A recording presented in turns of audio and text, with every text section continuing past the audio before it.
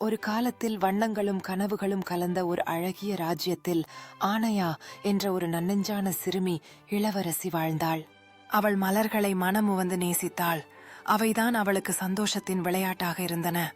ஒரு நாள் காலை அவள் நூலகத்தில் ஒரு புத்தகத்தை எடுத்தபோது உள்ளே ஒரு பழைய வரைபடம் சற்று சிதைந்து விழுந்தது. அதில் ஓர் அரிய சின்னம் மற்றும் ஒளி வெளிப்படும் மலர்களுடன் ஒரு தோட்டம் வரைந்திருந்தது. இதை பார்த்தவுடன் ஆனையா ஆச்சரியத்தில் உறைந்து கொண்டாள். தன் நண்பனான முயல் குட்டி மைலோவுடன் அவள் ரகசிய பாதைகள் வழியாக மெல்ல சென்று மரங்களுக்குள் மறைந்திருந்த ஒரு பழமையான கதவுக்கு வந்தாள். கதவை தொடர்ந்தவுடன் ஒளித்துக்கள்கள் பரவி கதவு மாயமாக திறந்தது. அதற்குள் அவள் கண்டது ஒரு கனவுலக தோட்டம். பாடும் பூக்கள், ஆடும் மரங்கள், நாவும் உள்ள வண்ணத்து பூச்சிகள். ஆனையா மகிழ்ச்சியில் புன்னகையுடன் ஓடி ஒரு ஒளிரும் நீல மலரை எடுத்து ரசித்தாள். அந்த நேரத்தில் ஒரு மென்மையான குரல் தோட்டத்திலிருந்து ஒலித்தது. உன் உள்ளம் நற்குணங்களால் நிரம்பியுள்ளது. இத்தோட்டம் இனி என்றும் உன் ரகசிய மகிழ்விடமாக இருக்கும்.